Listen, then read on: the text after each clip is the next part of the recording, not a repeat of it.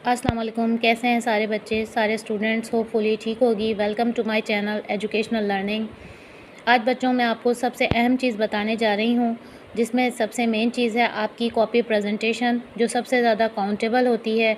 आपके सबसे ज़्यादा मैक्सिमम मार्क्स गेन करने के अंदर जो चीज़ आपके काम आती है वो आपकी राइटिंग टूल है। अपनी राइटिंग पैटर्न को, सीक्वेंस को, हर चीज़ को बहुत ही बेस्ट कीजिए, क्योंकि जितना राइटिंग पैटर्न आपका अच्छा होगा, जितना आपका हर क्वेश्चन प्रॉपर्ली मेंशन किया हुआ होगा, उतने ही एग्ज़ामिनर को कॉपी चेकिंग करने में आसानी होती है और आपके मार्क्स ज़्यादा से ज़्यादा लेने में हेल्पफुल होता है। तो यहाँ पे हम सेक्शन नंबर ए की बात करें। पेपर के डिस्ट्रीब्यूशन 3 होती हैं, एक सेक्शन ए, एक सेक्शन बी, एक सेक्शन सी। सेक्शन ए हमारा एमसीक्यू पैटर्न होता है। एमसीक्यूज़ के अंदर हमारे पास डिफरेंट नंबर्स ऑफ एमसीक्यूज़ होते हैं डिफरेंट पेपर्स के अंदर। उसमें मल्टीपल चॉइस क्वेश्चंस होते हैं, हमें अपना एक कोई आंसर टिक आउट करना होता है। देन उसके बाद अगर आप सब्जेक्टिव कॉपी के ऊपर रिटर्न की बात करें, तो वो मैं आपको यहाँ पे करके बता रही हूँ कि हमारे पास सेक्शन बी के अंदर जो चीज़ मेंशन होती है, वो हम सबसे पहले क्या लिखेंगे, शॉर्ट क्वेश्चन आंसर्स को।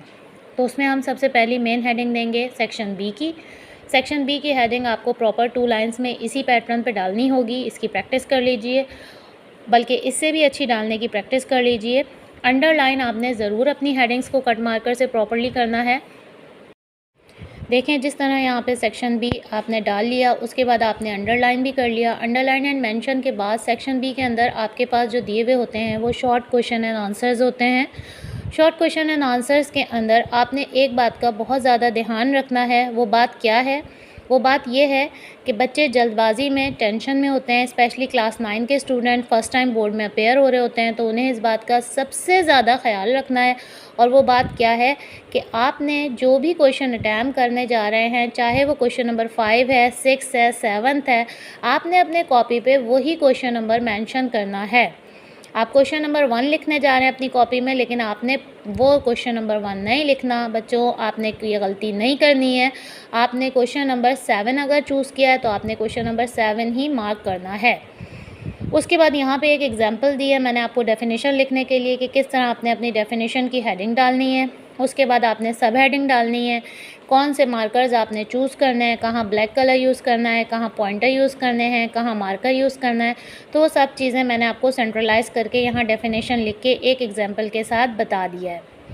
इसी तरह से आपने बिल्कुल इसी तरह से जब आपका शॉर्ट सेक्शन पूरा हो जाएगा, जिसके अंदर हमारे डिफरेंस का क्वेश्चन आता है, तो भी आपने 2 कॉलम बनाना है, डिफरेंस लिखना है, दोनों की हेडिंग डालनी है और डिफरेंस का पैटर्न आपके सामने होगा। इसी तरह से आपने सेक्शन सी के अंदर अगर जाएंगे और आप वहाँ कोई लॉन्ग का पार्ट कर रहे हैं, जैसे आपने 3 सवाल दिए हुए होते हैं और 2 लॉन्ग अटैम्प्ट करने होते हैं, तो बच्चे क्या गलती करते हैं कि हम जल्दबाजी में अपना ए बी सेक्शन जो है वो या तो स्किप कर जाते हैं, या फिर हम किसी का ए और किसी का बी कर देते हैं। नहीं, ये गलती आपने बिल्कुल भी नहीं करनी। आपने क्या करना है, अगर आपने फॉर एग्जांपल सेक्शन सी के अंदर लॉन्ग के अंदर एक क्वेश्चन अटैम्प्ट किया है, क्वेश्चन नंबर 1, तो आपने उसका ए बी पार्ट उसी का लेना है। एक ही क्वेश्चन का ए बी पार्ट आपने अटैम्प्ट करना है, फिर दूसरा लेना है, फिर दूसरे का ए बी पार्ट अटैम्प्ट करना है, और पेपर को अच्छी तरह पैटर्न पे करके, अच्छी राइटिंग में करके रीचेक ज़रूर करना है। तो अपने पेपर को करते हुए अपने मार्क्स डिस्ट्रीब्यूशन को जहन में रखिए, अपनी राइटिंग को उसी सीक्वेंस में चलाइए, अच्छी तरह क्वेश्चन नंबर को टैली ज़रूर कीजिए और आखिर में अपनी कॉपी रीचेक कीजिए बच्चों। और जो सबसे ज़्यादा आपने ध्यान रखना है वो टाइम लिमिट का रखना है कि आपने अगर फॉर एग्जांपल 7 क्वेश्चंस करना है, तो आपकी शॉर्ट के अंदर क्या डिस्ट्रीब्यूशन होनी चाहिए कि मेरे 7 क्वेश्चंस जो हैं एमसीक्यूज़ में अगर मेरा आधा घंटा निकल गया है, तो मैंने अपने बाकी 1-1.5 घंटा जो है वो अगर शॉर्ट में लगा दिया। तो लॉन्ग के अंदर अगर 2 सवाल भी मुझे करना है, तो 2 सवाल का मतलब ये है बच्चों कि आपने सिर्फ 2 सवाल नहीं करने हैं, उसके ए बी पार्ट है, यानी 4 सवाल करने हैं। और एक सवाल के लिए अगर 10-10 मिनट भी रखें, तो लॉन्ग के सेक्शन के लिए भी आपके पास 40 to 45 मिनट्स बचने चाहिए। तब आपके पास लास्ट में रिवीजन का टाइम बचता है, तो आपका सक्सेसफुली पेपर हो पाता है। तो शॉर्ट क्वेश्चन आंसर्स कोशिश कीजिए कि 1 घंटा 10 मिनट के अंदर अंदर आपके हो जाए सारे। तो फिर लॉन्ग के लिए आपके पास बहुत अच्छा मैक्सिमम टाइम बच जाता है, रीचेकिंग का भी टाइम हो जाता है, वरना एट लास्ट ये होता है कि लोगों का ए बी पार्ट छूट जाता है। तो आपने टाइम को अपने ज़रूर अच्छी सी वॉच पहन के जाना है।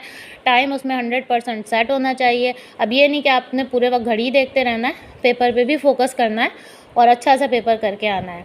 और अगर मेरी बातें समझ आई हों और आपके लिए हेल्पफुल हों, तो मेरे चैनल को सब्सक्राइब ज़रूर कीजिए, लाइक कीजिए, शेयर कीजिए और अपने पेपर प्रिपरेशन में अच्छे से अच्छा फोकस कीजिए। बेस्ट ऑफ लक, अच्छे से मार्क्स लीजिए। Thank you.